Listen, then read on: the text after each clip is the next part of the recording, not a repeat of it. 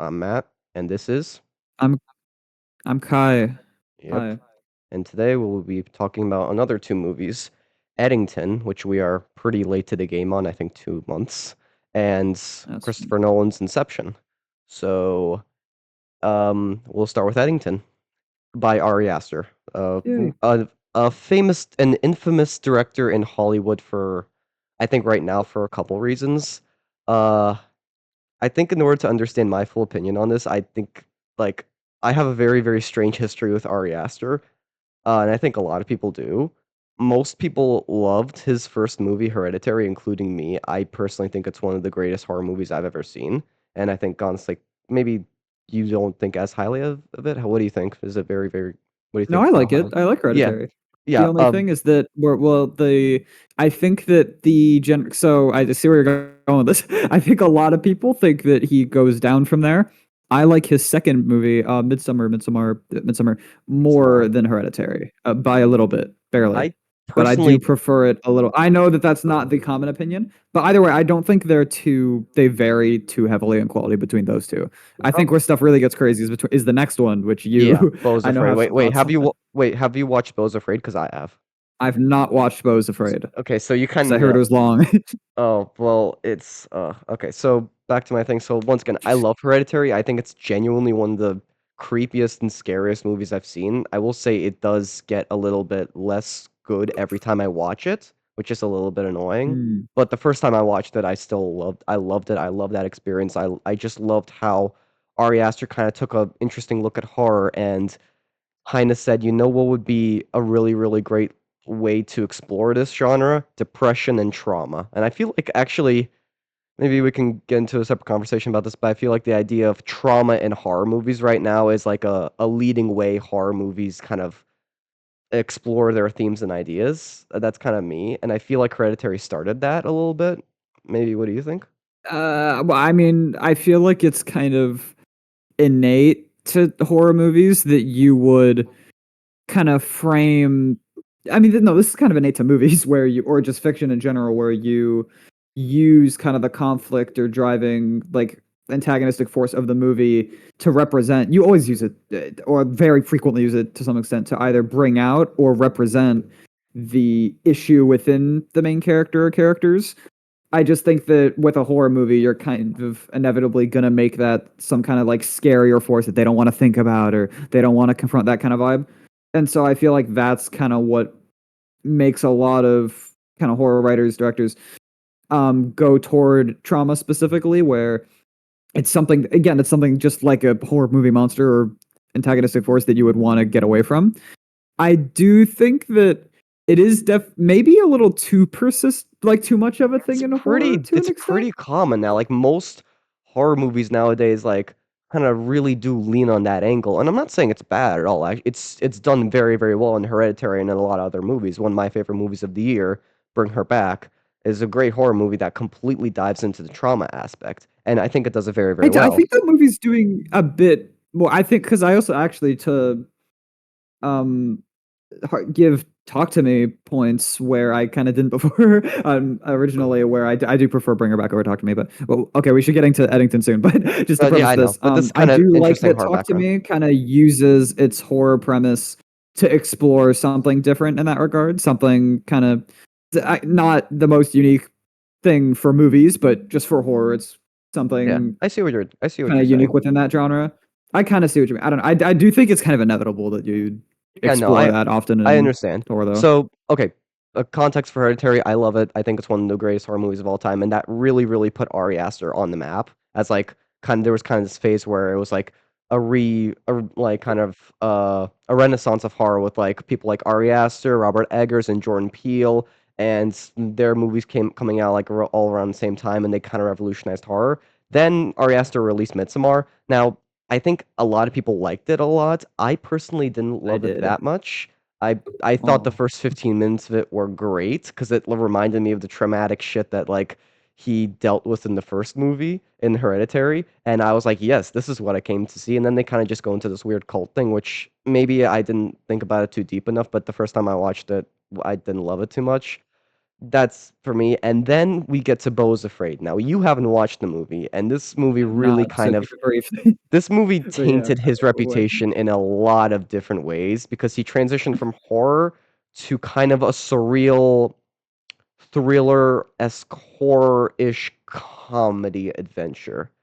And it was oof. very, very strange. Now, people everywhere either love this movie or genuinely despise this movie. More to the despise part because of how it wraps up and how it ends. But just to like briefly say, I really loved how Ari Aster went absolutely balls to the wall on the decisions that he made in that movie. I think it's a very, very it's a movie where you have to genuinely accept that the most crazy shit can happen in the world and you just have to go along with it. And for the first three-quarters of the movie, I loved it. It changed tone so much in a very, very interesting way. And then he just completely messes it up at the end for me and it goes too crazy in like all different directions to the point where the story doesn't make any sense. So to Eddington, his fourth movie now, I was a little skeptical about Ari Aster's reputation because he'd kind of tarnished it a little bit for me and for the mainstream media, quite frankly.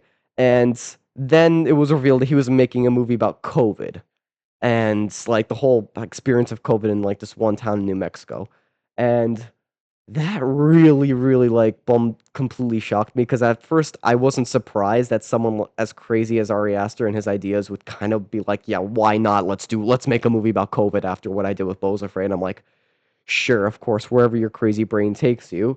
But at the same time, I was like, "What am I gonna see now?" And I guess that's the kind of cool part of Ari Aster movies. You genuinely have no idea what to expect because literally anything can happen.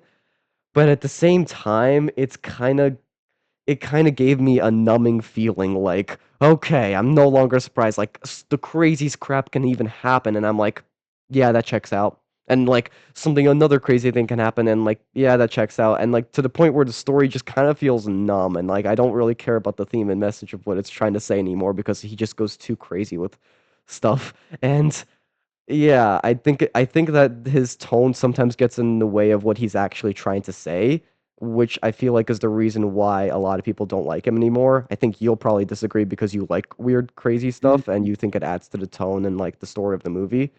And I think we'll get into discussions of how he conveys his ultimate message at the end or whatever the hell it is. So yeah, that's my background. That's my thoughts on Ari Aster and Eddington. It's all over the place. Not surprised. You, I'm gonna guess you probably like it a lot more than I do. I probably do. So Yeah. I think Ari Aster is tricky for me. I don't think any of his movies, the closest, like away from this being Midsommar, really, I don't think they're perfect. I think they often kind of have some weird pacing issues, but I do think that he very consistently makes his movies very dense with little things you can kind of think more about, you can look into more. And I don't even just mean like thematically. I mean even just plot wise, or if you just look in the background of a scene, you might see something weird or some like weird allusion to some other aspect of a character or part of the plot. I think his movies are very detailed and kind of detail rich, and I think it makes them really fun to watch for me because I can always look around at what's happening apart from just like the main kind of set piece of a scene, and I can be like, "Oh, what's that? What does that mean? Oh, what the hell's going on there?" Like it makes his movies a way more fun experience to me. And Eddington is definitely included in that, where I think that there's a lot going on. You can really think about kind of every aspect of a given scene for the most part. I think there are some moments or parts in the movie that are a little too long. This is a 2 hour, 30 minute ish movie. And I felt it a bit at some points where I think At the middle some section for me. Yeah. yeah, I think I partially blame it on some shots, like individual shots, just kind of being really long, unbroken takes, which is fun, but not always necessary. And I think it added up as it went along, and it made me feel the length a little more. But in terms of the actual content of the movie and what it was going for and how it conveyed that, I thought it was very fun. I had a good time throughout pretty much all of it.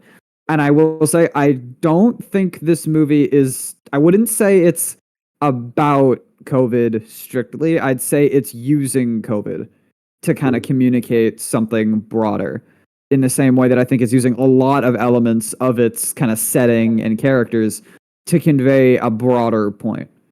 I'd say that the COVID aspect of it is more of an aspect of the setting and the world rather than the strict point of the movie. I did not take this movie as just a commentary on COVID and the people involved in it. I see what you're trying to say, but everything in the movie is quite literally attached to COVID, and like the I think maybe like I the wouldn't say whole that. most I feel like maybe the ultimate message that I got, at least I think. Yeah, once again, this movie's so all over the We'll place, get and into that. I know you like it, but like, it's I just did. it's uh, I don't love movies that are like waving keys in front of you and being like, "Oh my god, we're completely like look at all this and maybe not waving keys is the right suggestion, but like doing all Don't this say that. crazy crap and like all this stuff without properly at least trying to convey a message that I that think it does. semi I don't makes know. sense." We've talked about this before. Yeah, and I I keep don't going back know. to this. Just because you're deep, just because you're talking about, just because your movie is deep and rich with thematic ideas and all that stuff, doesn't mean that I give you a pass for being a good movie. You have to properly convey those themes and ideas in good execution. And I know you sometimes kind of ignore that execution. It's like, oh well, the themes and ideas are I there. would not say that. You No, do it. no, You no, do no, it no, no, more no, than no. me. I That's a feel like no, no, no, no, no. That's a nutty straw man. Okay, to that's rephrase, not a straw man. I That's kind of what say you do. that no, no, no, no, no. That is an insane straw man. I do think it needs to be communicated in an interesting way that makes you think about it more. However, that does not mean spelling it out to make it obvious. I think We're you're not able spelling to it out, but like allude to something in not order spelling it out, without but like doing it strictly in a stating it. not stating it or spelling it out. I'm not expecting that actually they kind of do it in this movie a little bit. I'm not expecting like them literally to go out and it literally say I am feeling this and I'm feeling that, even though they kind of already do it because of COVID and protests and all that crazy stuff. But like just this movie was so all over the place, so just going in every single direction that I just didn't know. Like I was like, okay, you're okay. COVID was a crazy time. Yes. So I get that's what you're trying to portray with the movie. But like Mm, I guess I, I guess it's trying to I guess that's what it's going for. If it's going for fine, but like no wonder people don't like this movie no, no, because it's all we're gonna get into it because I don't think I think that's a very okay. surface level All right, fine. assessment. Okay, fine. Right. I'm trying to think deeper and like I think it's trying to show. Okay, no, I hold on. think Before we get it, okay, before we talk about the themes and stuff more, we should. There's other stuff in this movie, like aspects of fine. it. So before Okay, we but I mean, kind of delve into spoilers and stuff, okay, I did want I'll to. say directions. I'll say always Ari Aster as a director and like his shots and like are always really interesting. Like Absolutely. I think his shots in Hereditary and Midsommar are the best. I think it kind of went down with Bo's Afraid and then this one. I don't think it's Hmm, as complex as those first two movies because those first two movies had so much interesting visual language and visual style that really like indicated the world around you. And I felt like the details that you love so much about like in the background I feel like is more prevalent in those two movies, mainly because they just had a I'd say that. more unique style than this one. With this style, this felt really like I felt like it was bland. Like style was like, and not like bland, but like it's I like a didn't think certain so. like there's like I guess that there's like a certain dryness to it, which I guess kind of makes sense since it's in New Hmm, Mexico and all that stuff. I The can kind of dry feel that. feeling. So I guess that's what it's trying to go for. Just didn't work for me as much as the other two movies. The other two movies that I like more from him, and then Bo was Afraid. At least it was at least it was more. At least in Bo was Afraid, it was you didn't know what was going on, so you kind of had that. In Bo was Afraid, the reason why the first three quarters worked for me was because I genuinely had no clue what was going on. I just had a basic idea, and here it's about COVID, and it's like I basically immediately from the trailer I knew what this movie was basically going to be about, except for like, and when the last quarter came, then everything else completely got crazy, like Bo was Afraid. But yeah, I just his visual style is always pretty interesting. I still, even though I don't like it as much as his other movies, I still think his direction and technical expertise in this field is really good in this movie. Uh, Editing is pretty cool. Not much I can say. Acting as a whole, I do want. I Yeah, want that's the acting as big a whole. one. Everybody does a really. Everybody does what they're directed to do, and they do. pretty well. I do feel like they could have gone into certain characters a little bit more. Like I feel like Emma Stone's character. I think Yes. I don't Yeah. know why I mix her up with Emma Stone and Emma Watson. I don't. I have no clue why. But Nothing. I think her character was interesting, but they could have gone a little deeper into it. I feel like they didn't really do much. They just scratched the surface. Same with Austin Butler's character. Interesting idea. They just scratched the surface, and I feel like the thing that I would have found. Specifics of characters and stuff like that in a minute. But Yeah, I will fine. say, I think Joaquin Phoenix does such a good job in this movie. He does a really, really, really, really good job. I really like how he kind of really tweaked his mannerisms to fit the specifics of what that character was supposed to do. I thought in general every performance Yeah, I like was Pedro like fun Pascal's and performance the was most, compelling. honestly. Maybe yeah. I mean, His yeah, was we'll really get really cool. into Yeah, his character. Yeah, I thought he did a good job. I do yeah. think Joaquin Phoenix was a major show stealer for me though, 100%. Um, I also I wanted to agree say, to an extent. whatchamacallit, I did think that the score was iffy. I thought the music in some scenes was a little insistent. Like I thought it was kind of distracting and trying to insist a tone. Not Yeah, always. I thought there was some kind of ambience that was a bit better, but at points at some like which were trying to imply like a higher amount of tension or like I guess motion. I don't know if it was always too compelling. It got a little distracting at points. So that was a bit of a mixed bag for me. yeah. I guess my overall non-spoiler review is that this movie is absolutely crazy, and yeah. Now let's go into specifics on why Okay, it's well, that crazy. one thing. Okay, fine. One thing before we get into spoilers. All This right. is something we should both have feelings on. How did you feel about the comedy in this movie? Okay. It's a good question actually because his first two movies, Midsommar and Hereditary, had almost zero comedy in them, and then Beau Yeah, is that Afraid came out, not and the focus. what? And then Beau, no, I know Beau is Afraid came out, and kind of show. So when Beau is Afraid came out, I was interested to see how he would handle comedy, and I thought that movie was really really funny. So I thought that at least the comedy aspect or whatever there was would be pretty good here, and I think I laughed a little bit at the kind of I didn't laugh directly at maybe I laughed at maybe the reminders of how crazy we were during COVID. Like I laughed at like I don't remember specific moments, but I laughed at kind of general ideas, but I don't really remember specific things that I laughed at. And I so overall the comedy is not too memorable in this movie. So yeah, that's my perspective. I didn't Mm, the only interesting. comedy I really got was kind of the reminder of like, oh yeah, I remember that because I lived through COVID. That was pretty dumb, and like I'm reminded of that. And yeah, that like kind of just out of pure sheer absurdity. Because like if this was any other world and we hadn't lived through COVID, everybody would be like, what the hell is going on? This is the stupidest thing in the world. But I kind of laughed and was like, yeah, I remembered that. That was kind of dumb. So I that's kind of thought where I got my comedy.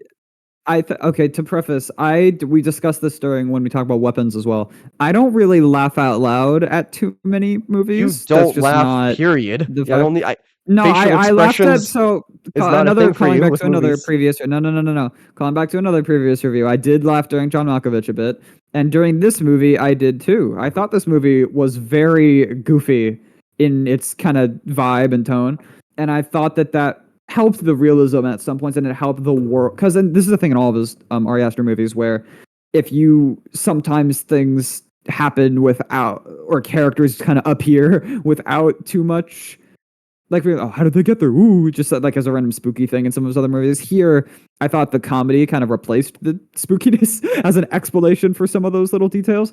And I thought that overall tone was just really funny. I thought some characters were just really goofy, and I thought the performance sold them well. Then this is a minor thing, but I do. It's something I really enjoy about this movie, and I wish more movies leaned into it. And it's characters' names. There are the names of this movie are crazy. Characters, basically every character's name can be read into to some extent. The main character's name is Joe Cross. Joe Cross. That's crazy. His name is like Ted Garcia. Mister Christian Man. Is basically his Ted name. Garcia. I don't know And about then that name though. I but there's a character named Guy Tooley. That's Guy fair. Tooley. That's I that's epic. Like I think the names of this movie are really goofy and just add to the energy of it. I think in general, just I like the vibe of this world a lot, and it made some of the jokes and the ways characters were kind of presented and leaned into to their extremes felt a lot more kind of natural and befitting of what it was trying to go for. Yeah. Once again, my comedy, the comedy I got through the movie was the like kind of like I remember there was a specific scene where like it was kind of political, like the at least the idea of like all the like some ideas of like the protests and like it made like a pretty is like this guy was at a protest and he heard some crazy ideas and then he brought it back to his parents who are on the other side of the political Oh my, spectrum yeah, that was and fun. That like was fun. that would like and when he told them like the whole thing about it and their parents just the full reaction to them, I was like, okay, No, that that was actually goofy. is really funny. But yeah, it No, that was was fun. I thought there were a few things like I that character Brian in general. I thought he was a very funny thing, and that was I think that was a good kind of like satirical presentation of that type of character, which is like a very like I know the Bryans of the world. Like yeah, I've met people who have done like join like talk to the one person, hear one thing, oh yeah, so true. Go to yeah, another I know, conversation, trust bring me. it up. I No mean, context. Like yeah. no, that's a real thing. We both lived through Anyway, but we COVID. We can get both kind of into know those. We spoiler kind time of though. both know those types of people, but like I think, 100%. yeah, I once again I actually don't really see too much how you can kind of maybe move the story, like take the story and like look at it through without the context of COVID, because I feel like the We'll idea get of into COVID. that because Yeah, like yeah, I'm we trying to can. see in like my ultimate, not really spoiler, but like my ultimate idea of where to move what the movie's trying to say is like the true cultural divide and like how COVID Mm, exceptionally made that cultural divide more present than ever to the point where it's still kind of felt today in a lot of different ways. And I feel like COVID really okay, well, accelerated that. And I kind of do see that point. It's not too spoilers, it's just the no, themes and I ideas. agree that I think that is a small part of it. I think I that Ari think Aster that's the isn't main just talking part. about no, I don't think Ari Aster is using this movie to say that that happened. I think he's using this movie to say why and how. And I think that's more of the purpose is an I exploration of the type of situation and behavior that leads to this kind of outcome. But let's agree. get into Yes. spoilers Okay. So because now there's a spoilers lot and to go over here. so spoilers in three, two, one. I guess you can go first. Yay. Yeah, so I'm gonna briefly go over one specific aspect of this movie because I did want to look into the purpose behind specific things, look into some interviews with Ari Aster to try to analyze this movie a bit more thoroughly. So I wanted to bring up one thing that I was very confused by when I first watch this. And I'm gonna try to explain it the best I can with my horribly limited knowledge of this topic. And it's the name of the data center being Solid Gold Magikarp and what is Oh going on with that yeah. entire aspect of the movie. So I'm not a coding. I'm very computer illiterate. So if I'm saying butchering this explanation, tell me. But in the comments. But basically there are certain it's to do with AI and how there are certain kind of terms or phrases that when AI sees them or kind of interprets them or tries to output them, something like that, it comes up with an erratic and kind of unreasonable or inconsistent response. So solid gold Magikarp is an example of that. It's called a token where when that's kind of integrated or used in something with AI, it comes up with like a weird kind of anomaly of a response. And so the kind of point there being it's a breakdown in language and communication where the AI has trouble deciphering what something's supposed to mean. And so it will come out with different kind of outputs or unreasonable interpretations because it just doesn't know what it's looking at. And that's kind of what that term stands for.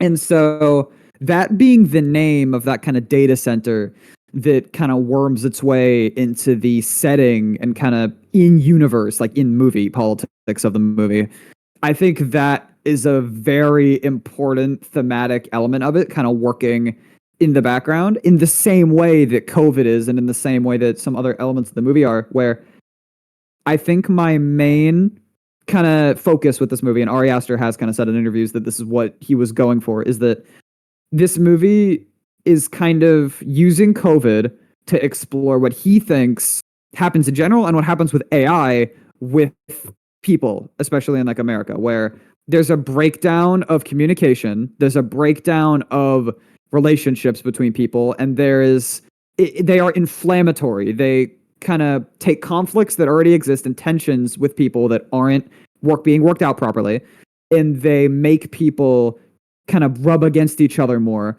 and inflame these situations where people just can't rationalize with each other. Like they just can't properly kind of get together. They can't work things out and they can't talk to each other properly. They can't get their ideas across. And that's kind of what the idea was there. I could get interview quotes specifically, but that's what that I think that was more the core of this movie. And COVID, that is literally what happened with COVID. Like that's the situation he used to explore that concept. But I do think that broader idea was more the thematic focus of the movie.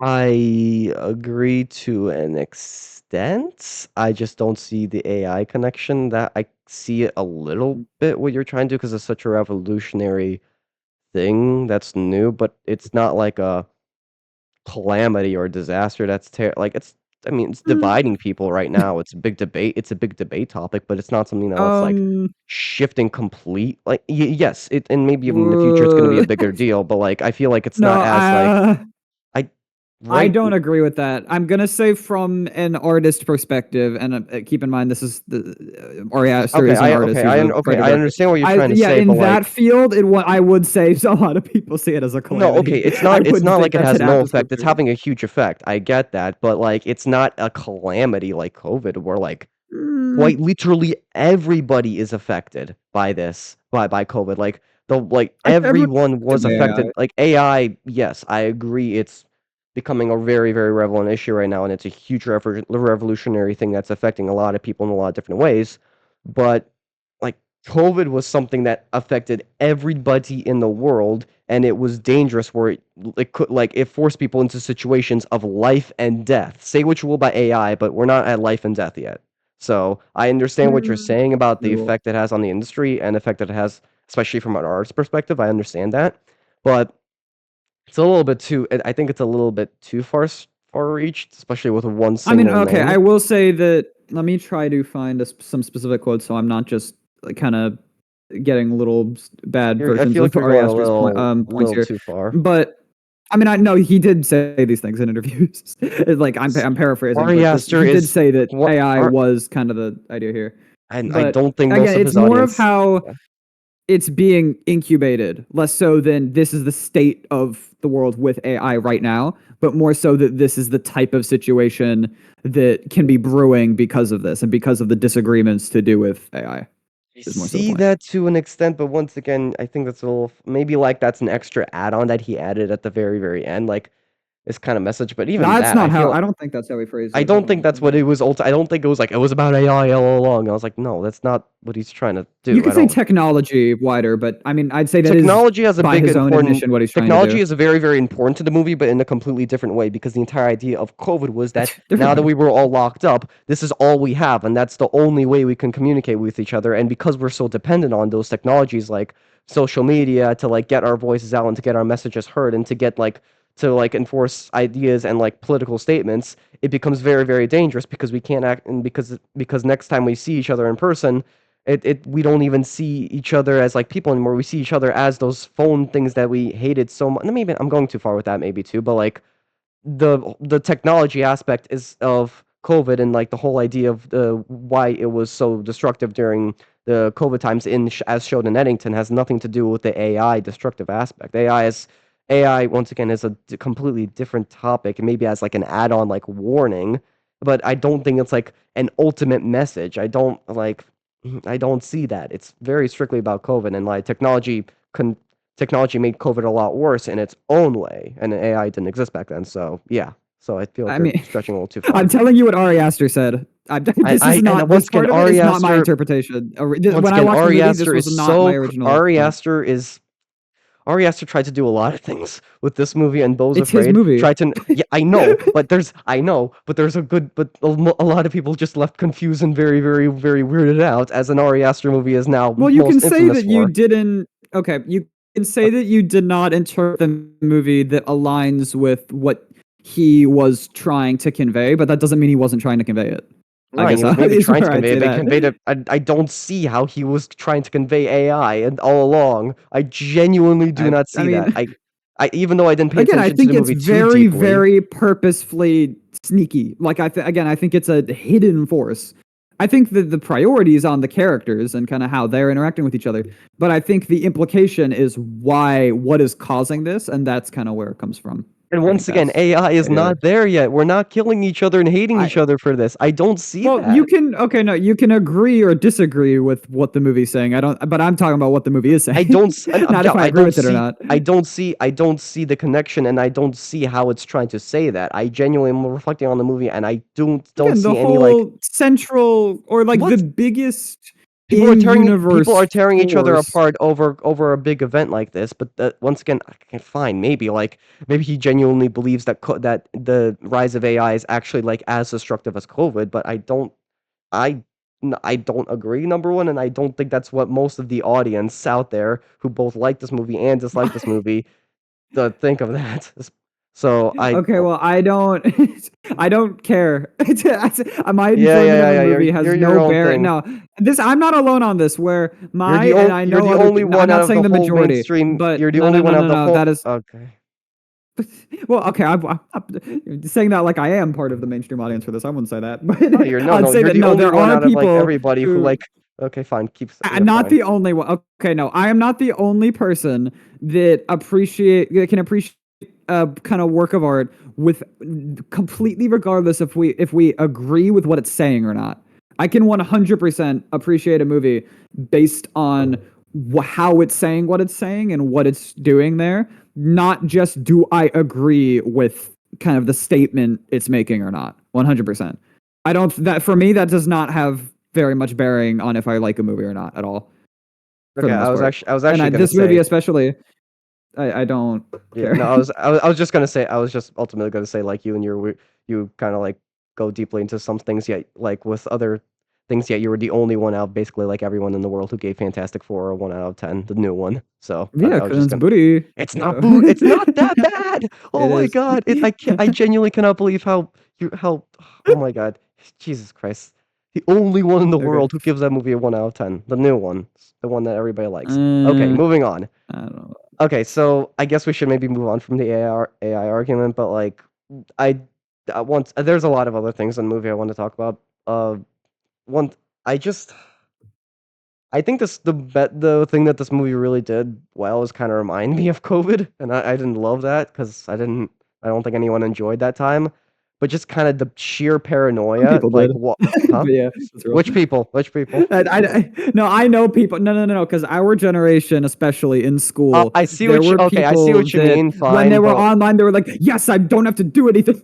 I'm not saying it was a positive for them, actually, but I know some of them definitely enjoyed bumming the hell out. okay, Was what fair. I Okay, would fair say that point. to. I also did a little bit too, but I also But did watch yeah, the news, and I didn't enjoy seeing the world on fire. So, yeah. okay, okay. But yeah, I just quickly think I love seeing how these one memes is like as like me talking about COVID to my grandchildren when it was like the worst apocalyptic thing I ever had to go through while I was sitting on the couch the entire time watching movies and playing video games. So like, yeah, I Yeah, a see little what you're bit. trying to say. But still, most of us watched the news at that time and like saw how the world was on fire and like didn't I don't think we all enjoyed it so much. And just like seeing all these very, very loud, radical voices screaming about their own opinions and kind of like really tearing the world apart over what was going on there and like how COVID brought about these issues. And we can go to like the specific scene that both me and you really liked how like this one kid Brian was at like this BLM protest. He got all these different ideas and then he went to his I'd say more conservative parents and like said all those ideas and they genuinely were like what the hell is wrong with you? Like I was just like yeah, that makes sense. Only because like you said, I kind of knew not people, but I did see what it was trying to say, and I was just like, yeah, that was a really fun time where we were all over the place, and Yay. just the paranoia of masks. And I didn't. I think the really interesting That way was that it fun. explored the paranoia of masks and like the ultimate like divide in those and just how like kind of the way one side saw it as just a simple extra thing that you can do for protection. Meanwhile, another side kind of saw it as like a chain on their freedom that they can't like a chain on their freedom that's genuinely preventing them from like doing things that they just normally do.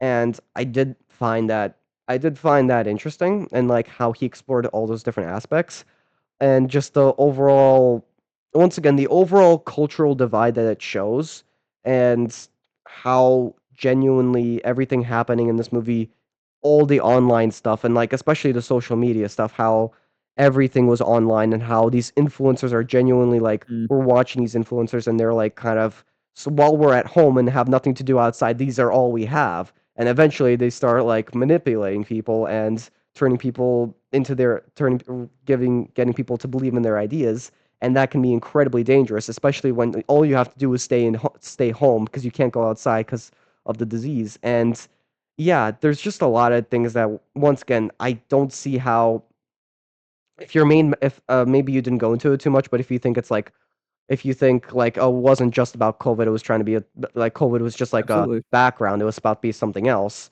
I Again, I genuinely with wouldn't say all it was the background. I'd say it's the setting of the okay. So my point there is that I think you can have. I mean, okay, so let's say an example here. Let's say a movie is set in like a fantasy world, right? Where there's like a right. bunch of maybe. Let's say it's you know what? Let's say the premise of a Not even movie is that it's let's like say it's a war aliens. movie. So Let's no, say it's this a is a war good movie example. about This is World War II. Let's say it's a war no, movie I'm about going to World War use this II. specific Okay, instance more fine. so because the so I'm saying let's say this is a movie about aliens and everyone's an alien. It's about people colonizing other planets, blah I blah don't blah think that's blah, a good alien stuff. example. So no, you'll see what I mean. So let's say that the whole kind of premise of the movie is these people's thoughts on aliens and if there's more intelligent life and that kind of out there and that kind of thing. Let's say that's the plot of the movie and that's kind of the setting and framing device of the story.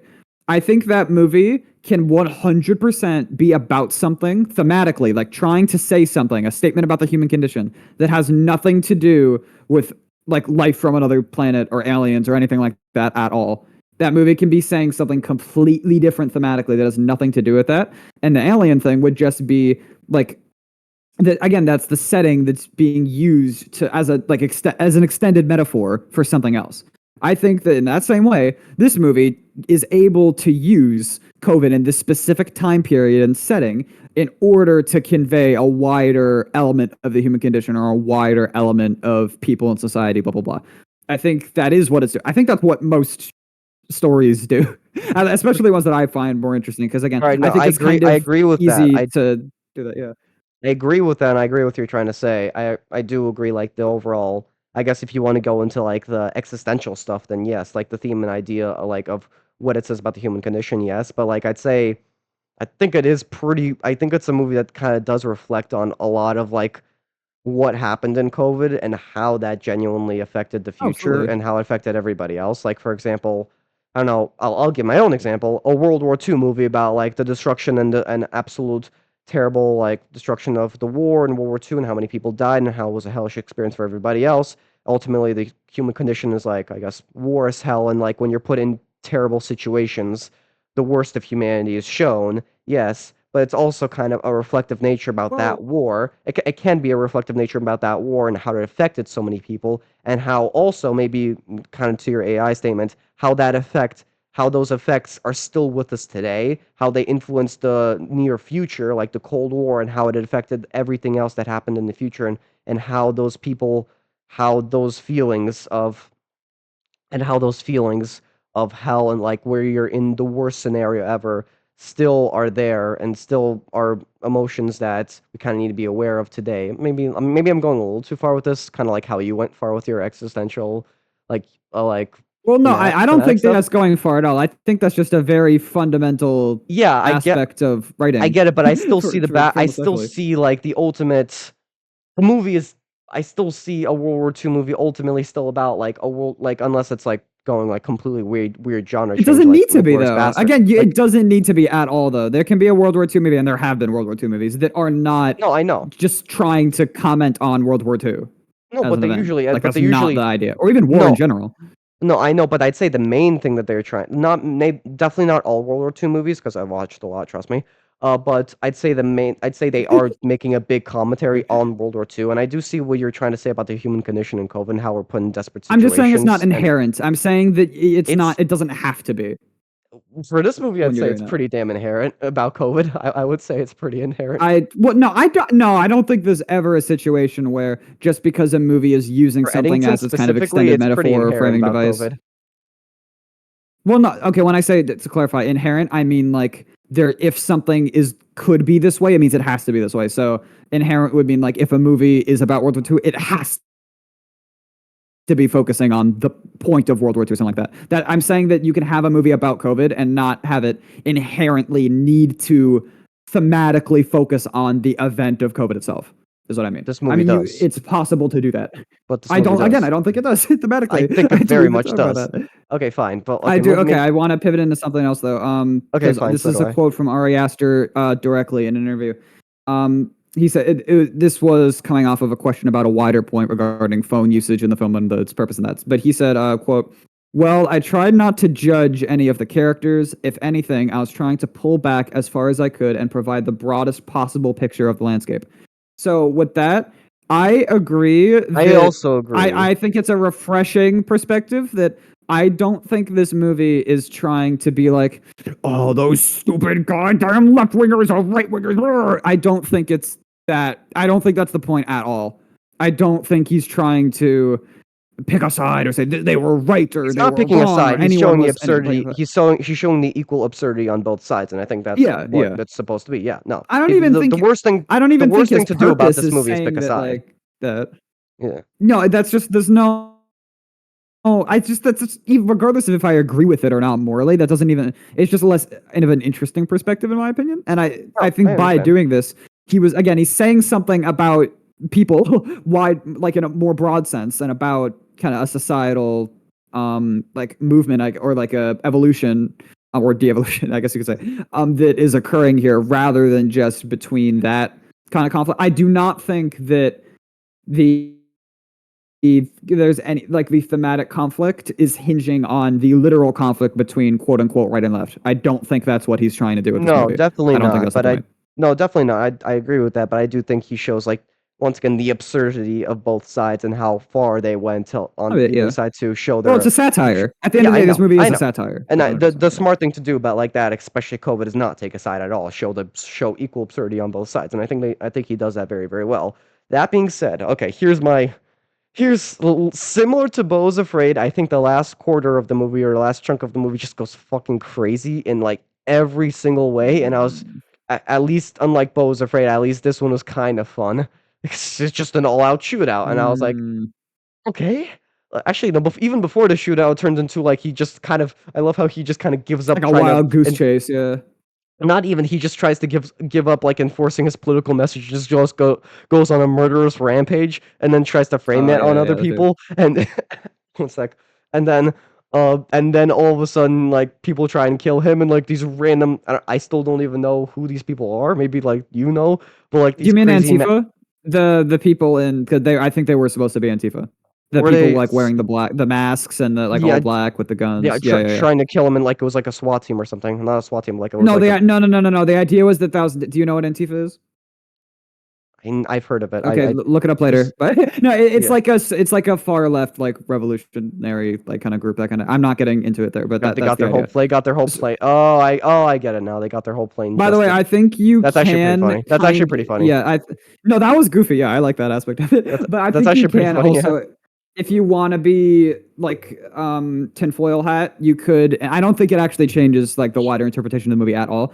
You can interpret that as like because we didn't actually see like most of the attackers like really we don't know who they really are, so you can interpret them to be like someone else, like Yeah. maybe some like government agents or like some companies enforcers, and it could still almost function.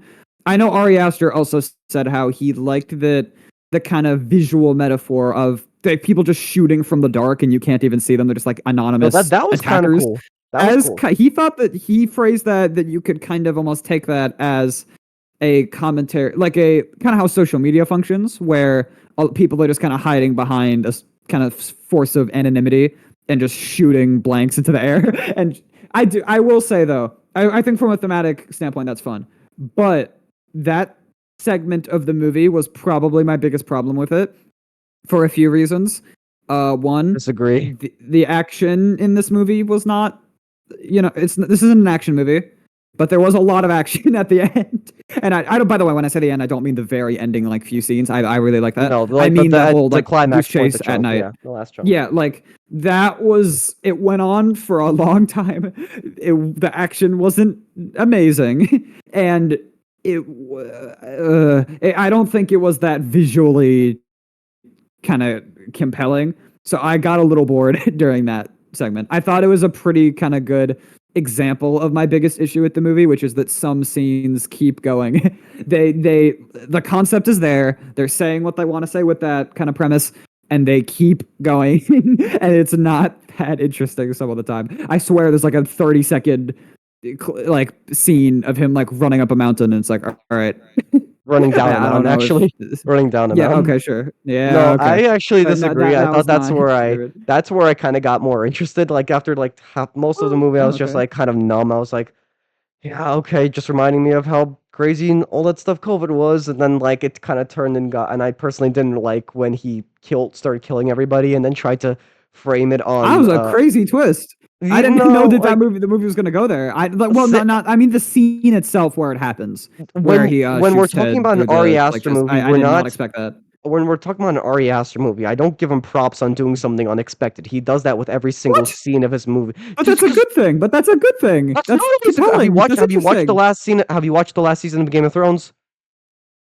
They do a No, lot of that's not what I mean. that I'm no no, no no, no no. I'm they do a talking. lot I'm no not. they do What? a lot of crazy unexpected stuff that you don't expect, and it doesn't make sense, and it completely goes against the story and doesn't work. So the fact that What? if No, your not that argument is kind of that just surprising. because he No, no, does no, no. something I mean unexpected, that's visually surprising in the way, because again, obviously, story inevitably, wise. this I'm is how talking the story wise. character. No, the character was written in a way that the story was again, the story was conceptualized before scenes were framed. Or well, I don't know for sure actually on that. I guess, but I mean specifically the shot. Like the scene where Ted gets shot through the like, I just didn't No, no, expect that to that's happen. different. Like That's that was different. just I'm a not talking good. about that. I'm talking about just like the overall like I forgot specific scenes, but like I was just like, oh, okay, something unexpected, something crazy that I didn't expect or I couldn't predict happens.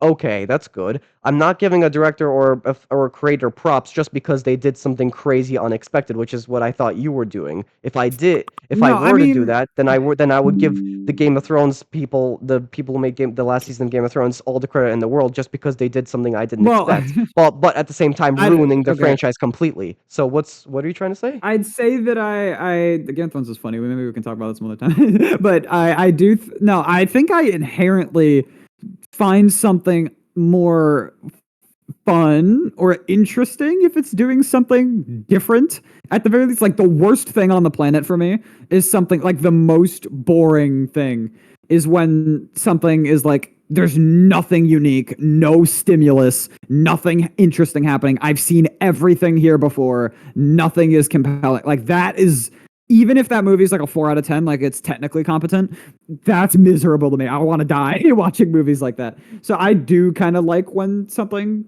is doing something more subversive. However, no, it does not automatically mean that it's like well executed. Absolutely not. But I do think in this movie it is. I'd say just these like the pacing wise, at least how it swerves into different kind of tones or energies kind of throughout it. I thought was No, it's fun. just the for I don't this mind movie, that. like there's just a I enjoy feeling the crazy like I enjoy plot twists in movies and I enjoy feeling like, oh my god, I didn't expect that. But for his movies, I'm just like when he does like some crazy thing unexpected, I'm just like, yeah, checks out. Yeah, checks out. I'm not surprised anymore because you Huh, just goes crazy balls to the walls for everything. I was like, okay, good for you. Okay, you're doing that crazy stuff. All right, huh. good for you.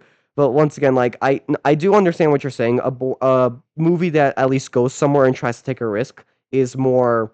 I give more credit than a movie that does nothing and is completely boring and bland, even if it's well made. I understand what you're trying to say, but once again, the biggest example of my life is the ending of Game of Thrones. And for those who watched it, they completely ruined the story and the characters by trying to make the most unexpected twists and turns for the simple sake of being like, "Oh, you didn't expect that, did you?" It's like, "No, I didn't expect that," but you I completely ruined oh and boy. destroyed the great one of the greatest shows ever. Completely ruined and destroyed these Oh characters, this lord. story, this world, and now I don't care anymore. You like these I choices don't that he even know made if are terrible. I know you can't comment on it, but like, yeah, the choices that they made. No, I watch it. The choices I made there are stupid. I think is my wait, you bigger watch issue. It's Game of not just that Thrones? they were different; it's that they were. I watched all of Game of Thrones. Yeah, Oh, okay, shit. Oh, okay, then we can talk that. But yeah, but like they made the stupidest choices not that now, I but didn't expect. yeah. But like, I was like, you completely ruined this entire story and these characters, and they ruin each character individually by making a I. really terrible Mm. choice. And I'm like, what the hell? I actually think I did expect a lot of the stuff they did, and that's part of like some of it I thought was the most obvious, boring thing they could have done with some of those characters. We'll It's get, maybe that's a future episode in the making, but whatever. Okay, oh yeah, fine. priorities. All right, How fine. much But more do we have to say about Eddings? Eddington. I'll just end Eddington. with. Oh, Yeah. I just actually want to respond to your statement. I thought the end part was kind of the most Okay. entertaining for me. The whole shootout scene was actually kind of a lot of fun for me. How he's just like, number one, I don't Hmm. know how he survived all of that, but it's kind of funny. He's just literally running I around, don't know. rolling down hills, literally It was avoiding goofy. shots by like Well, centimeters. He's an old man. He's not I that mean, good of combat. Like he's just running down like that this was entire kind of squad in the annoying to me. dark. I don't And know. then my favorite, I love this part where he just rolls into the town, still getting shot at, and he just jumps into a gun shop, is surrounded, and then literally just barges out That with was like a giant kind of goofy. machine Yeah. gun, shooting everything he sees. He's just like walks out, like crazy dead face, like his face is dead, like he's just like, I have That lost was all fun. hope in humanity, and he's just like completely letting go, like it's like a minigun and like shooting anything he sees. I was just like, I bursted out laughing in that moment. I was like, yes. And That was fun. from I just think I don't oh know my how much god. this is a big issue. This is a wider movie issue, and I need it. I desperately need movies to like stop doing this because it's really frustrating. I can't really be engaged in an action scene that's like literally pure stormtrooper aim for like an It's extended fun. period of time. It's Like fun. I It's an know Ari he's Aster not gonna movie and he get goes killed by crazy. these. No, this is like movies that have too much gun action. I seriously need shots to land because if it's like 20 minutes of no bullets hitting, like, or because I know he's not gonna get shot by these random goons, or at least I like actually didn't no, know. I I actually get. didn't know. It's I an felt Ari like I Aster did. movie. He can I kill off the had main character for all I no know. nah.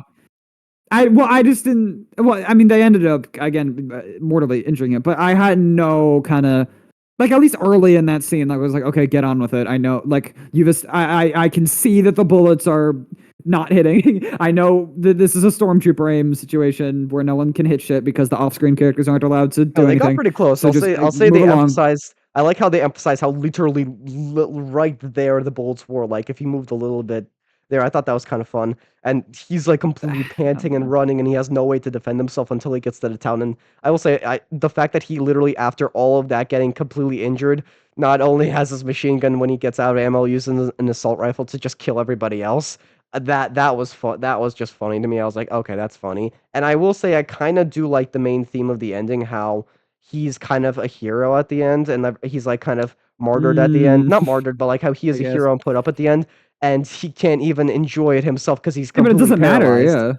Yeah. I know that's the point. It doesn't matter for him because he's paralyzed completely, and like he can't do anything about it. So yeah, I thought that was kind of fun, and that That at the end. ending But was really I thought that was just a very effective way to portray how like again he got the position like that element of that he was like psychologically like craving the entire movie, but that lost absolutely everything else. Like the person through the movie who was always nagging him, the Dawn, the mom, yeah, who I was know. in every single. I really like that element where every time she's on screen, she's always talking, or at least when it's only her and Joe. Like she's literally she never stops talking. It was like a Yeah, really fun kind of. I thought it was partially just like a fun gag, but also I just thought it was effective to portray that character and how she gets into his head where it's just this nagging force that's just pushing him constantly, which or not even in the direction she wants, but just kind of chipping away at him was fun, and how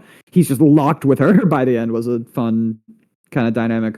yeah. But yeah, Um, I I think that's guess about yeah, too much just quick else. side note. Else, but One of my friends who I kind of our friends who I kind of Ooh, okay. subjected him to Beau is Afraid, and he thinks it's like the Oh worst yeah, movie yeah. of all time. And I'm like trying to see if like there's anything I can do to somehow make him watch Eddington, and he's just like, you would have to like do all my you would have to do Well, all my homework for like 2 months, and I'm like, I don't know, like I think it he would be might find. worth I know it who you're would be talking worth about. it to see his He might find reaction. Eddington funny though. Maybe he'd find it No, funny. no, he hated Beau's Afraid. You don't understand how much he hated Beau's Afraid, just because like how I don't know what that crazy movie and was like. To be fair, no, I don't like know. it's pretty similar to this except more crazy. But like he Okay. like this movie, it would Well, just be funny to it would just be funny just to see his reaction. Honestly, that's just a I'm curious thing. about that. Anyway, but All right, whatever. yeah. So Yeah. Oh, what are we ultimately, thinking? Ratings for movie holy shit! I didn't for think of thoughts. Oh boy. overall. Would I recommend this movie or not? That's actually a tough question for me because like I don't know if I even had a fun time. I was just kind of numb to it. But like Mm, if you like Ari Aster's past work, including Beau is Afraid from beginning to end, I guess you'd like this movie. But me as a previous Ari Aster fan and now kind of more of a harsh skeptic, as a lot of people are right now, this movie wasn't for me. I don't know. There were fun parts to it, but like as a whole, I did. It was weird sitting through it and just seeing all that stuff happen. So personally, I guess uh, I I don't know. I feel like your brain will just break at the end and like it's just a weird movie. But like this is not a movie to watch with friends and like even on your own, it's a little bit weird. Uh, I don't know. My rating for this movie is it has things going for it, but I'll give it a 6 out of 10. I don't know. It has things going for it, but not for me. Yeah, I was a Maybe lower, little. but like I think 6 out of 10 is good for me right Whoa. now. Okay.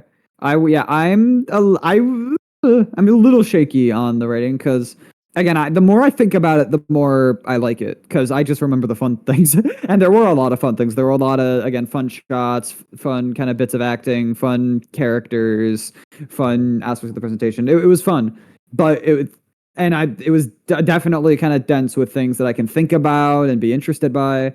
There's also a lot of bullshit. There's some annoying stuff here. There's some weird scenes that are annoying. There's some kind of a little bit of annoying plot stuff. The score is not always the most successful thing in the world. So I'm shaky on it where I like what it's doing asterisk is kind of my review. I'm thinking low 7 right now, closer to a 6 than an 8. It could go down to a 6, but I don't know if it will because again, the more I think about it, I just think of the fun stuff right now, and that's fun. So maybe it will go to a mid 7 at some point, but I'm thinking 7 right now. All right, now next movie is a completely different movie, and it is Inception by Christopher Nolan. And I'll just say this is one of my favorite movies of all time, up there with Social Network. Um, I love the shit out of this movie. I love this movie so much. I every time I watch it, I see new things that I just keep loving. It is such a simple movie in its heart, but it's a heist movie. That's all. That's what it is.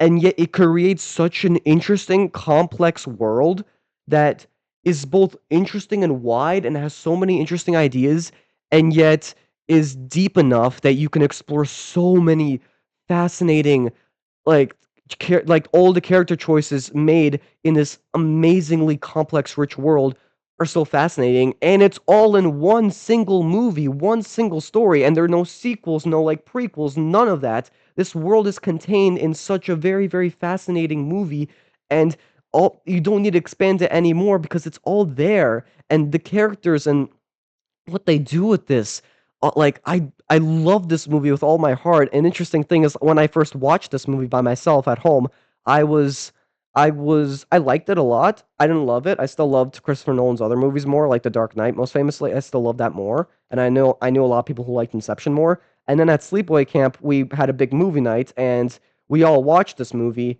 And I remember realizing, rewatching it, like I loved it, and all of my friends love. And like I remember we left and half the people didn't understand it at all, and the other half of the people understood so well and saw how much of a masterpiece it was, and we just spent the entire half night like telling everybody else about how great of like explaining all the rich details of it. But Christopher Nolan's my favorite director of all time. I love that man. He has made almost all great movies. The only movie I think he maybe a little bit knocked off was Tenet, but even I love that movie still for a bunch of reasons. But Inception is considered his best movie up there. Like either Dark Knight or Inception are considered his best movie. It's kind of goes on. I have gone back and forth between them, but I think this movie beats Dark Knight by just a little bit. I love this movie with all my heart. It's so amazing, and I don't know. What do you think? There, yeah, I agree that the kind of world and the concept and what they do with it is very fun. This is a very, like the premise and that kind of aspect of it, and some of the ways they kind of use it visually is very fun. There are some very kind of like interesting, clever uses of that concept with the heist and kind of where they go with that. I'm not sold on a lot of other things with it. I think God. it's that I am not the Christopher Nolan super fan that you are. I have seen Oppen. I've been Oppen, and I've seen his three Bat flicks. Unfortunately, I did see the third included, but Love the third. but I hate those who oh, nitpick the okay, third. I love okay. the third.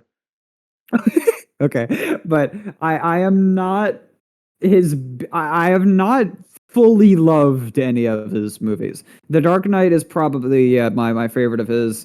I said Oppenheimer Oppenheimer has was. some really fun stuff. No, Oppenheimer's too long. I think I might have forgotten about the Dark Knight when I said that. I don't know, but no, I think that his movies are never exactly what I'm looking for. I think mostly because I think they're usually, again, I like stuff that's weird. I like stuff that's subtle.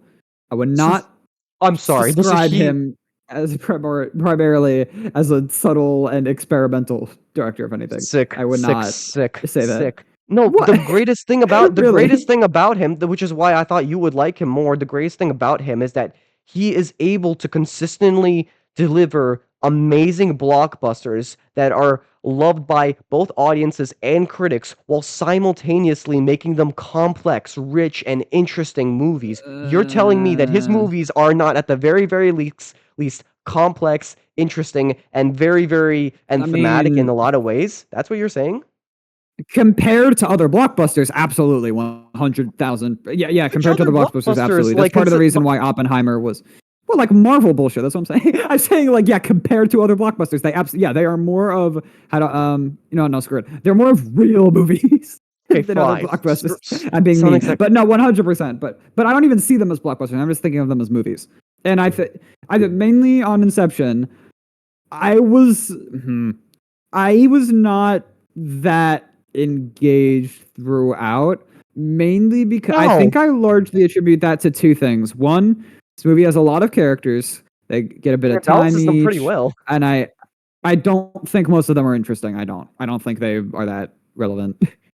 I understand why they have to exist for because it's a heist movie. A That's like heist the movie, you're point. It's not like supposed to having have the all gang, the characters but developed and all for different reasons. I know, but no.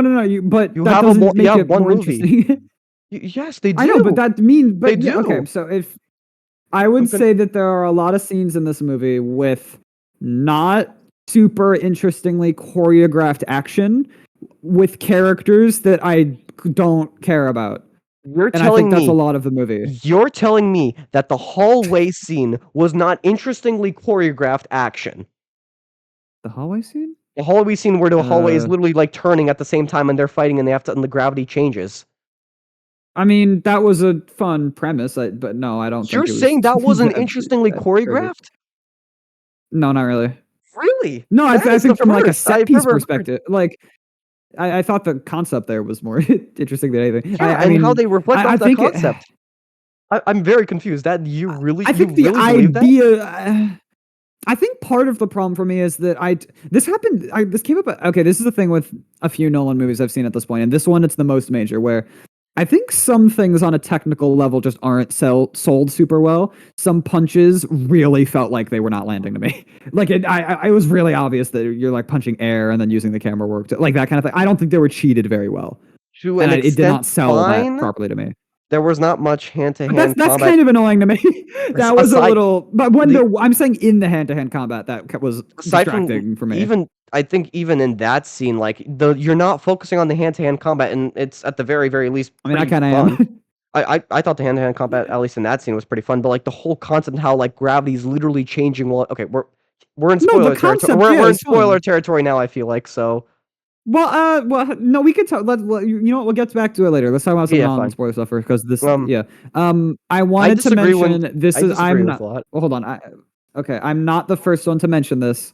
I'm the billionth person to mention this, but it is a You're like the problem, 10th. and it did make one scene very funny.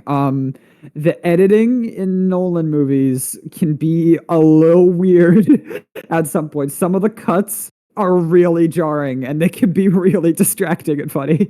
We'll get to the main scene later that I Oppenheimer saw won like best. 3 times before I saw Oppenheimer this won movie. best editing at the Oscars. So Oppenheimer is the exception, and that's like like the best thing about it. Like that's like a really big strength of it. But no, I mean I don't know if it should have won best editing, but whatever. But I it do just think because it that it wasn't should have. as insane. But that was a stacked year, whatever. But Fair enough. this movie, some of the cuts and some dialogue scenes were just kind of like just choppy cuts, and then some scenes just at the moment of like the climax of individual scenes, there were just some cuts to kind of imply something happening that were just cheated so horribly, and I was not sold, and it was really weird and funny, and I laughed out loud at one point when I was definitely not supposed to, and we'll Dude. get to that. But no, Okay. I was not sold on all of those moments really. I once again love this movie, and like I guess like certain edits maybe are like nitpicky to you, but like the only time I ever criticized Nolan's editing was in Batman Begins, and only that was because like it was one of his Mm. beginning phases, and because he kind of cut the action and too much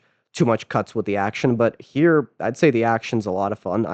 Maybe the only action scene that I still love it, but maybe you might not like it is the whole ski and snow scene. I still love that scene, but like I could see how you wouldn't like it as much. But I don't remember anything about the action of that scene. Nothing you stood out to don't? me, I guess.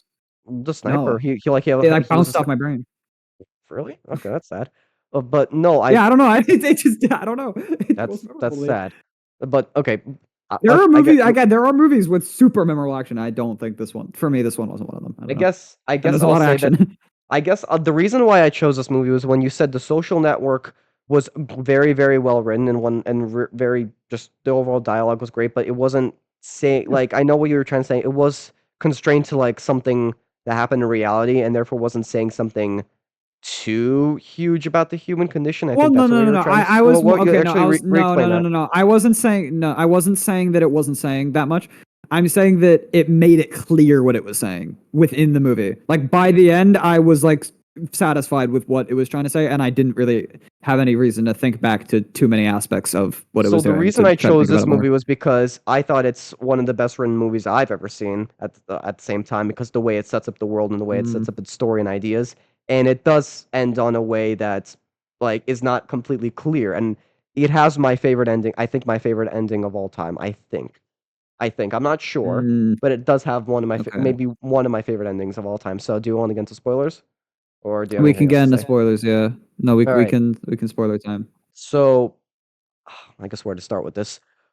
I love the idea of Mm. it took me a while to fully understand the idea of Inception, and I think the most genius part of it, I don't remember it completely. I have to rewatch the movie a little bit, but one of my favorite aspects of was the wife and her suicide and how it was the entire idea of how he planted that seed in her to make sure that they got out of the world, and yet he didn't expect that same seed to stay there even when she was in the real world.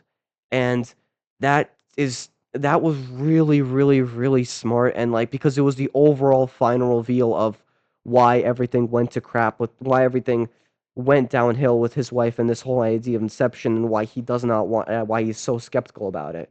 And then it's I guess we can cut to the ending, but like the ending ultimately revealing that maybe, just maybe, it might not be in our world. Our world still might be a dream because like it's such a happy ending, and then the final beautiful like I love this ending so much because after everything we've gone through, we finally get to where he wanted to be all this time. Everything is so happy. Everything does so many great things, and just this tiny little glimmer of, was it all a dream or not? And I love what Christopher Nolan said himself about the ending. It's not about whether it was a dream or not. It's about the fact that he's not looking at it. He's looking at his children. So he does not care anymore. And I love that with my entire heart and soul. And I quickly before you say something, I actually think it does the exact opposite of what the ending to Prisoners does. I like the ending of Ooh. Prisoners, you were in such a depressing state. You were in such a depressing world and such a depressing story that was so bleak. And yet, just at the end, it gives you that glimmer, nothing huge, just a glimmer of maybe hope, just maybe. And this at the end does the exact opposite, in which it's like, is it all a dream? Who knows? Because it gives you that tiny little wobble at the end where you don't know if it's still standing. And I love that ending with my entire life. It is so good. I cannot like I cannot express in words how much I love that ending so much. Like the second time I watched it, like I it's hard to say this, like, because it sounds really, really stupid. I almost cried because I realized just like everything was coming together. I was like, that is so genius. It's like you're crying from happiness. I almost did it with the second time I watched it because I was like, that is so genius. And I was like, I love this ending so much. So I guess you can say what you will about it, but like, I love this ending. Uh, I th- Man, I think my experience with it was just less kind of passionate than yours was. Partially because what you said about Chris Nolan's comment on it, which I don't know why he said that because I already got that from watching the movie. I didn't What you think that mean? was something that needed to be said. I thought No, that it's, was it's like the something he said very in clear it's something he implication. said on an interview, No, and that's what I mean is that I feel like I don't know who asked that's him his that or why interpretation. because I like duh. That's his No, interpretation. yeah, duh. I thought he made that very clear. That's Yeah. my point. Like in the So movie, I don't. I thought that was like very obviously what it was going for, and okay. I guess that just made it like I. This is actually basically the same in Prisoners, where for both of actually to a lesser extent in Prisoners, especially in this movie, where I guess it's like it leaves it open in like quotes where I mean literally it does, but what it's saying is not open. Like I feel like you could pretty comfortably interpret what it's saying there. So like sure, I don't No, know. but Like it cuts it out. It doesn't. cuts I out don't right have. before you get your answer that we don't know. No, Yeah, but yeah, we I don't care if it. No, again, but the point is not if it stops or not. The point is that he doesn't care, and that's not. He's able to get kind of the fulfillment of like what he was looking for, regardless of trying to figure that. Like Well, that what was if more but the his purpose of wife that was right decision. about it all along? It could have been that his wife was right about it So all along. She could be with the actual person. She could be outside in the actual world with her actual children and with her actual husband. He could just be stuck. He could just be asleep for all we yeah, know. That's the yeah, genius of but it. the again, I don't care She though. was right Again, all I feel, but along. because That could have been the that doesn't idea. matter. How does that not matter? That's what the movie is I entirely about. Inception.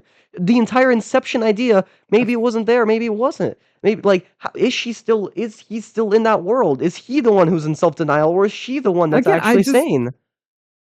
uh, I didn't think the implication was that he might still be in denial. I thought the point there was that he was kind of accepted moving with what he has, basically, or like I know, working but with what's he. in the present, in his world, in his life, I and know, being but his comfortable die. with But his wife. existing with that. I But thought his that was wife died good. for nothing. His wife ultimately is still out there, and that's the ultimate idea that she was right I all think he along. just. Who called her crazy? He Uh, called her. He underthought that she was crazy all along, but she might have been right all this time. And this whole idea, and I he worked so hard to get to his children, ultimately for the realization that they might not even be there. And yeah, he doesn't care, but the ultimate realization to us that like, oh, ultimately all of the stuff that he fought there, it might still be at the same exact place he started at. Those children might not still be I his. It's like I just I love guess I'm how just. you're just so I don't know. nitpicky with your like I don't know. I guess I'm with the character and Chris Nolan on it. Like I think I just got what that was trying to convey, and I didn't. I thought it was satisfying enough where like I didn't feel a need to ponder the like literal plot implication of it. I don't know. No, but it That changes the wasn't my. entirety of the movie. It changes the entirety. If the movie just ended with him and his children, then yeah, it I would just guess, be but it does. boring. I don't think it changes what it's saying thematically at all. Like again, Yeah, like Nolan said, I think the point it is that completely he's changes satisfied what with it where says he is. thematically. Completely, dude. I What do you? I'm with the director on this. The I don't know what to director. tell you. Yeah, I Well, maybe know. I Yeah, can I find know. That's the the whole link, idea. but That's his interpretation. That's what he believes. But ultimately, it changes the story and it changes the well, idea of that. All of this was just as in his dream. There's another layer that he still hasn't passed. but that doesn't matter. Oh How my does god, that not matter? I don't. Again, Jesus, because again, the point is working with what you have and what you know, and accepting the world you live in, you and literally not trying to be. his entire job was this world that he knew that he wanted to escape, and the fact that he still didn't escape it. The ultimate idea of Well, yeah, that denial. his That's job was kind of the problem. His job was yes, keep and trying to indulge and kind of dig deeper. I gotta know this. I need to. I can't let it all go. I all need to all kind to of all to hold no on to avail, this all dream. to the idea that he might never escape from this. That no matter Yeah, how much he exactly. And try, the point exactly. is So that he would. I think what Nolan is saying is that he was wrong to do that. Is that that should not be what you're. The point of kind of quote unquote life should not be to chase this. Maybe not this kind of I guess no, it's psychological just no. crutch The entire of idea is he chasing wants to this escape. maybe. That's the entire. It's not chasing. He wants to escape.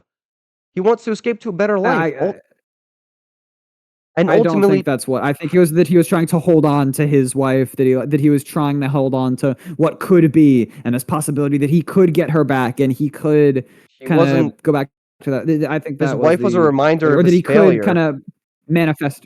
Well, no, His he was wife. trying to manifest her by like keep her in existence by kind of keep visiting that world, and that's the only way he could see her and kind of visit her. And I like that element of it. That was a No, I fun like it too, but the concept whole idea of his idea. children and the escape that ultimately there is no escape, and that this it's kind of a it's kind of a bleak-ish moment because you're like, I I ultimately don't he know. doesn't escape. I don't know what the I don't know. I Maybe didn't see that. you and me have completely different ideas of like what deep meaning rooted stuff is. Yours is just a little bit more weird. It's kind of interesting. I'd You say have mine is with the you like director. I don't know. being John I feel Malkovich like in this is the Eddington. most standard You thing. like those themes and ideas over more deeper, over more, I guess, more maybe mature movies like Prisoners and Inception, or like mature in their own way, like I overall. think I rated Prisoners over Eddington. I did rate Prisoners over Eddington. No, Yeah, I but wouldn't you say had that a at lot all. more. No, You I'd had a say lot. that in this sense, both of them are. Again, I think that no, I would not say that at all. I just say that this, I again, like what Nolan said, the point of the movie was never is he right It or wasn't wrong? never. It Can he wasn't do this or never. It was not? It the was ending. It was the ending. He said about that specific is what the aspect. movie was trying to say. That was what it It's what ended it on. was trying to say That wasn't thematically. what the whole movie was about. That wasn't what the whole. Yes, that's what it Well, ended the on. But it's ending not. is basically of any work like the Fair cap point. on what like the whole movie is trying to say something thematically, and the ending is usually what makes that clear, or like what decides on what it's. Okay, I'm gonna phrase this in a very lit-brained way, even though this was not as in taught to me that as an I. This is the interpretation. I always go to fiction with this, and this is how I look at it, where the beginning of a movie or the something in the movie is proposing a thematic question of, for instance, like what could be an example? Like when people are brought to their limit, what happens, or what is the point of life? Something like that. It's asking a question about people and it's beckoning you something. And then the events of the movie or the work and the ending of it answers the question with a statement. And that statement is the quote unquote theme. So I'd say that, yeah, the ending usually does kind Okay, of fine. Okay, encapsulate fine. what the movie is trying to I say in agree that sense. I agree to an extent of what you're saying, but I do think like okay, fine. I agree that ultimately from his perspective he's supposed to be happy, but what about from ours? The entire idea is that we're invested on his journey and ultimately to get out, ultimately to realize the possibility that even though he's happy right now, he could be in denial. He could just still be stuck exactly where he started and from the movie. That's the whole idea. I, I'd I get say that I'd say Nolan's idea is that people, I think what he is literally is saying with the movie is that people with that thought process are wrong not in life. wrong. It's just sad. It No, could be not exactly, but that's how I if felt. That's what I if interpreted if from what he I was did saying.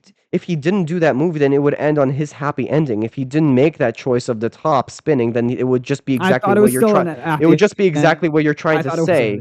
a, So what would be the purpose of him putting I that thought in if not one of the most no, iconic exactly. features of It's this that no, he movie? puts that in to say that it doesn't matter whether what's real or what that all that broad stuff doesn't matter. That's the point. If There, he but the had it broad so it stuff did is still fall over, there. then it would say that, oh no, then it would be like, oh, the point is that he got the truth and he was right, or blah blah, blah or he was wrong and he's like it. That's not the thematic statement it's making. The So ending let me does is like a fun way to present what it's saying about how it doesn't matter and So then how do you it's so leaving then that do kind of okay, plot aspect open. Yeah. two things. Number one, if a person in like some movie about the apocalypse and the whole world is dying, still is happy and is still and is still like with the love of his life and they're dying together, kissing, while the world is literally like falling apart. Yes, that's technically a happy ending for them, but the world is still falling apart. So and then so the world is Well, still like it ending. So in depends that on what. case, No, no. It 100% depends on what the writer or director is trying to convey there. If they're trying to how they present it, if they present it in a way where the entire world seems to fade away because of their love, then no, it's they like might be falling. saying No, it's something like like falling it apart. doesn't matter Well, if they're even if it's falling apart, they're no, still if they loving each are other. presenting the whole no, again, it literally depends on how they're presenting it. There's a way to present that where you could say that the purpose of that decision is that the world falling apart doesn't matter, like to you, that you shouldn't care about that as long as you have what you want. Or but you could also present it in a way that makes it so you are wrong to get kind of enraptured in your personal selfish indulgence while the rest of the world is running around you. You could present both of those ideas. It depends on what the writer is trying to do. Like the exact same plot can present different things in that sense. It So I depends guess the on ultimate question is, do you everything like else the about the ending? movie. Yeah, just not. I No, didn't love it. It was normal. It was a fun, normal, cool, fun idea, do you concept like capper to me. you like the end? Okay. I mean, once again, It's also, fine. but like back to your idea of like you didn't like how all the Just not characters in are love with it. very well developed. I disagree to an extent. I feel like Ooh, each character has a purpose. Each character has their purpose. Like they do have a purpose in the plot. there's That's the true. chemist. There's Tom Hardy's character who was more fun and like more lighthearted. There's like I forgot his name. What's the guy in the hallway? I forgot his name, but like Will. I'm just calling him Arthur. Will. Arthur? Yeah, Arthur. Like he's kind of the assistant. He's also kind of the doubter who's like also like brings up like, well, what if this can happen? What if this can happen? Then there's also the main. There's also the fuck, I forgot. I forgot a couple names. There's also the main girl who's like That was kind of from. the new add-on to the team, but also this new like bringing all these new ideas and also trying to help the main character hold back on a lot of things.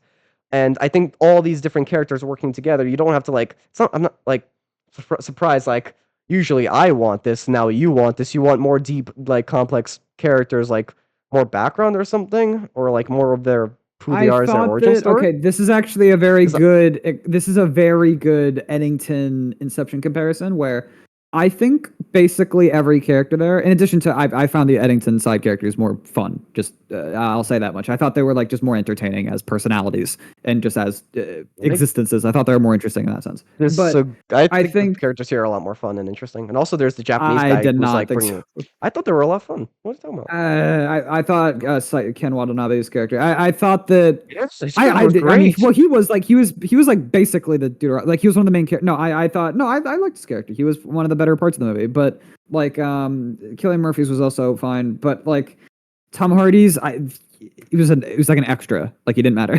So that like the themes of the movie, he was like He brought up the completely whole idea. not. He He helped didn't matter. But strategize. He helped strategize. no, the He plot, literally yes, brought no, up the the whole plot idea. 100. Okay, this is a good way to just, I can say this very briefly, and this, just how this is.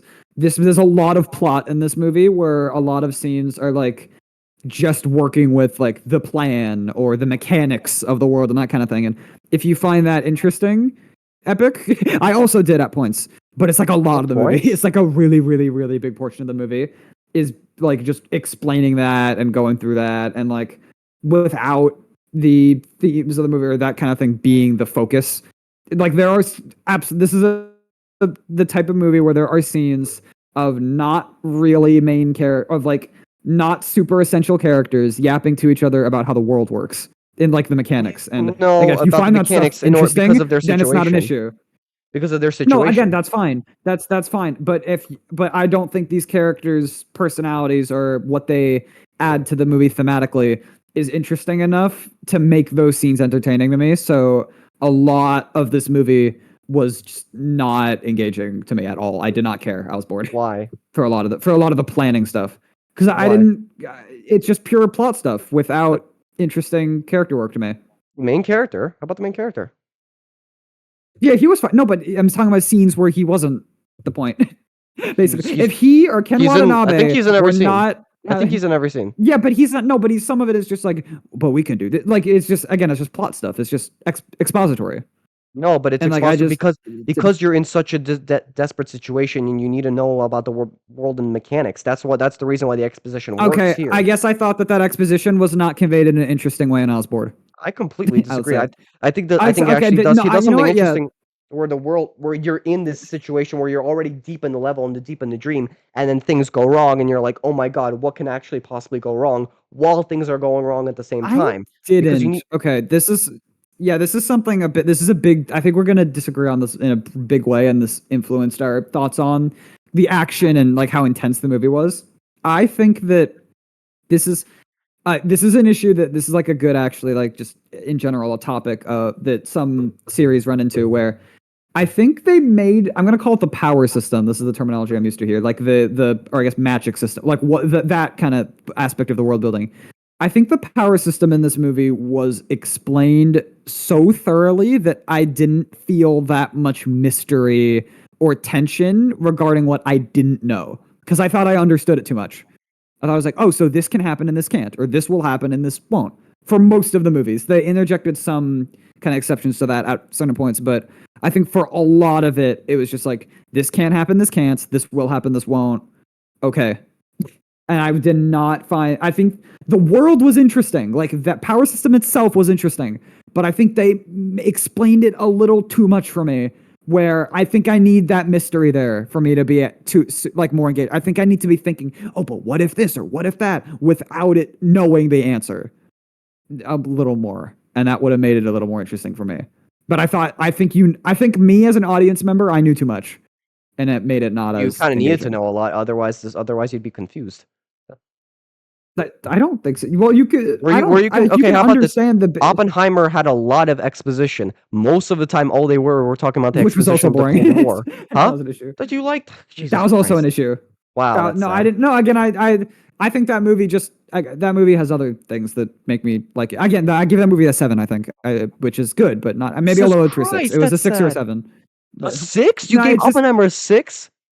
because it's like a bajillion years long, and some scenes are so Oh boring, and my I didn't care. god, that is Like big sad. stretches of the movie. Jesus, that is sad. No, again, I don't like this is a Nolan thing. I don't like scenes that are too expository without too much enough character work. Is like a that's just how I found those scenes boring when that's a See, thing that's happening. I can sacrifice character work as long as the plot is interesting and what's happening is completely interesting because then basically the I plot can see itself that. brings the best out of the characters, I'd say. If and through the plot you discover the characters. So I would disagree to an extent. I understand what you're trying to say that you enjoy character-led films and I do like that too, but if done right, and I think Nolan actually does it really really right, the plot can lead the characters in a lot of ways through what the plot presents to the characters, we can get the reactions that we get, and it turns into an interesting story. So I understand what you're trying to say. I do see. I actually did kind of hear this debate a little bit online about like the character versus plot led storytelling, and I think I think it's harder Well, to make no, no, no, plot no. work, but I I think, but this do is a character-led movie. Like this, still the character. Yeah, that's characters my are like point. important to it. That's not what I mean. I just mean that a lot of the side. Okay, I think there are too many static, flat characters. By that I mean characters with like not very in-depth traits. Like they have I this is have a their deal. very very integral This is their purpose to the deal. And plot. like, no, that's fine. Yeah, I'm saying that. But yes, there are a lot of characters that are plot devices. Yeah, you can phrase it like that. Yes, yeah. And I don't find those people interesting at all because of that. Again, if you I find like the plot Cillian Murphy's interesting, I character. understand why you would find it interesting. I get that, huh? Killing Murphy's? Yeah, Cillian Murphy's character. I mean, I think the biggest Yeah. example of that would be Cillian Well, Murphy's character. His character, I mean, kind yeah. of. Who else? Tom I Hardy's point. more alive with I did personality not than the find. others. I thought it was fun. Well, I no, I again, you had a fun screen presence. Again, the acting was good. That wasn't an issue. But I just well, mostly. You But don't you no, that I wasn't a don't problem. expect to But have this isn't Game of Thrones where you have 8 seasons to develop every single character and make them all complex. You have no, a but single this movie. could okay. But this movie's like the same length as Eddington. It's like the It's a exact heist same length. movie. But It's a heist movie. And all those like characters weren't as well developed Guy as all Cooley those characters weren't as or well developed. Michael in that movie. No, I think the Eddington characters, side characters, are so much more interesting to me. I can Disagree. think about a lot of them as Just individual art pieces, and I sh- can't in this movie. sure. Okay. I remember like all of them in that movie, and they're I like remember all all of these interesting to me, characters too. at least a little bit. I don't care. My God. I Okay. do not remember. No, some of the I don't know. I don't know. But I did. Okay, I mentioned it earlier. I want to mention something here. I saw the scene where Mal jumped off the roof before I saw the movie. Um, what the fuck is with that cut where she like jumps off? You see it for like half a second, and then it cuts to Leonardo DiCaprio being like, "Oh no, God!" Like, what the fuck? That cut was really jarring. It Oh was really yeah. weird. That Like was so. I was laughing my ass off. I I think that was supposed to be like a sad scene, but fuck no, it was really funny. It was really, really funny. What I was going on? see that's where my nitpicks kind of end. Like I nitpick sometimes, but like not when I'm like completely engaged in the story. So that I think is the Uh, way I didn't see it.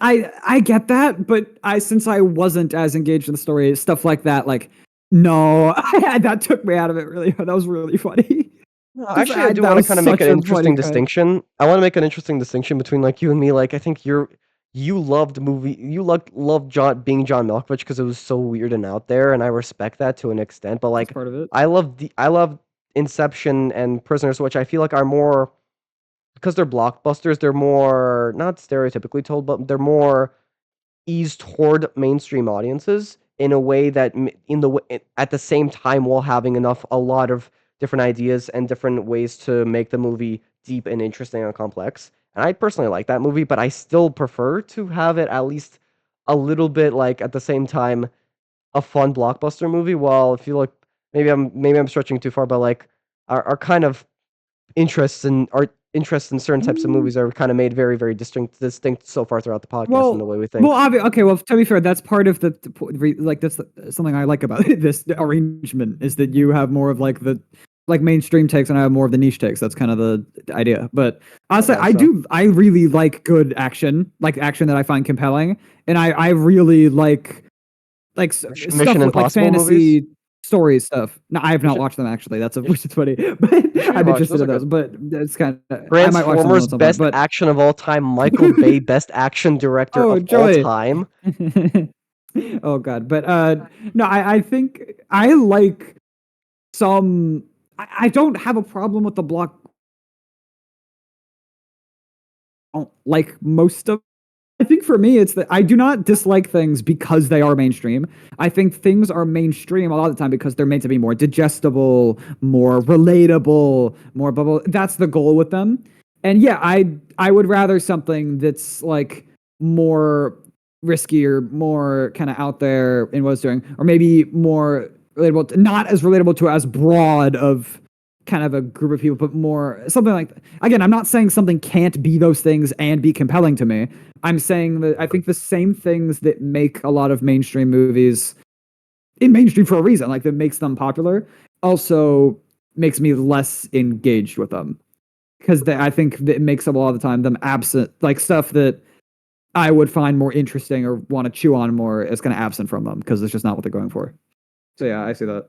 Say I guess, but yeah, as a whole, I will say I do see your point with this movie. I think a lot of actually Christopher Nolan movies are plot driven and are sometimes more plot driven than character driven. The only exceptions, full exceptions, I would say, are like Oppenheimer and The Dark Knight. I'd say is a little, also kind of similar to Inception, but it has I'd say more interesting characters at times for maybe your taste. But I once again, Christopher Nolan is still my favorite director working right now, and maybe of all time. Just the movies he makes are so consistently fascinating and interesting, and they always have such something I never see before. And he always has a take on the movie that feels huge and large, and yet is saying a lot of complex things. And I feel like people like, I feel like I feel like because he is so well seen in mainstream media, and because he is so like well done, his work is great. I don't know. I feel like people like you and like other people online kind of have an obligation to really, really nitpick everything about him. I feel like I've seen that with a lot of YouTubers, and I feel like you also because you look at movies a lot deeper, like more deeper than than a lot of people do. I feel like you kind of have that personal obligation, and I understand Oh, that. That being said, Inception's still one of my favorite movies of all time. Just I'll reiterate what I said at the beginning. The way it makes this world and gets you invested in this world in one single movie and doesn't have any prequel sequels and has such an interesting story and characters and the plot, you're ultimately in a heist movie in such a dreamlike scenario literally, and you're only going deeper and deeper and deeper, and you don't know how deep you'll go until you're there. And just the way it ends, like I love this movie with all my heart, and yeah. So I maybe you can respond to what I said about Christopher Nolan. I was also gonna say I feel like we're rubbing. You could give your rating now if you want, because I feel I'll like it's you just kind of encapsulates what you felt yeah, about it. I'll give my rating after. I want to hear what you say, but first.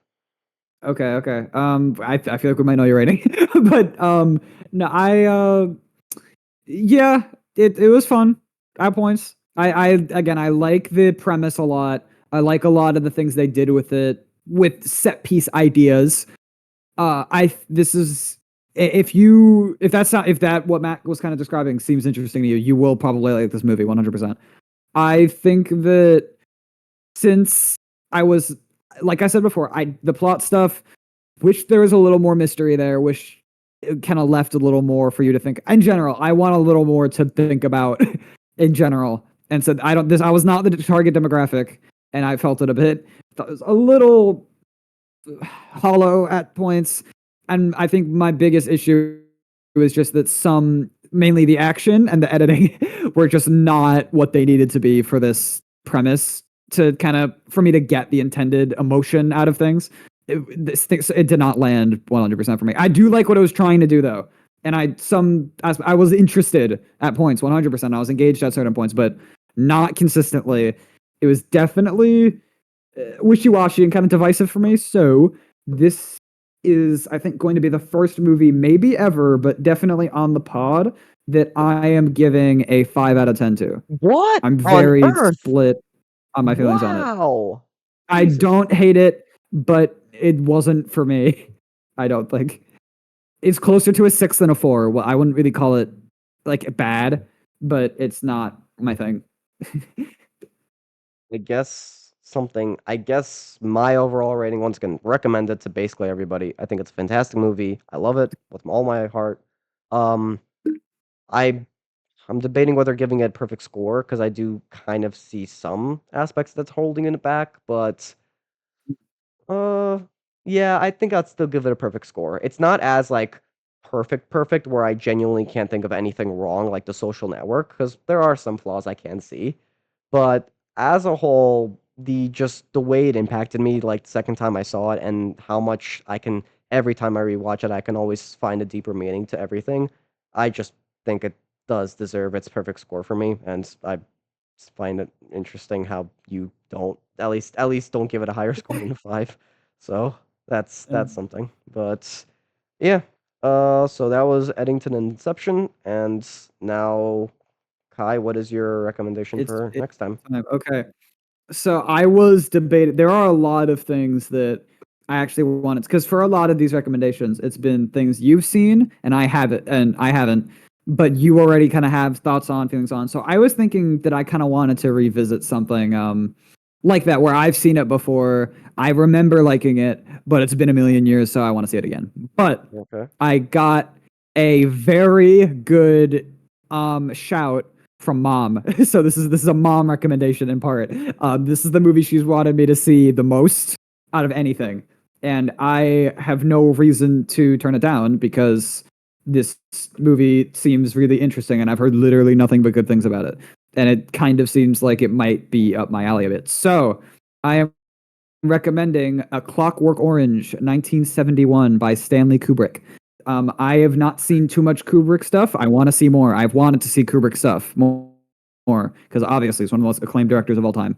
I know. I'm not going to say anything about the premise because I know a bit. I wish I didn't, but my mom raves about it sometimes. But how blind are you going in? Have you seen this? What's your experience here? I've watched a lot of Kubrick stuff, but I've kind of had mixed thoughts on him.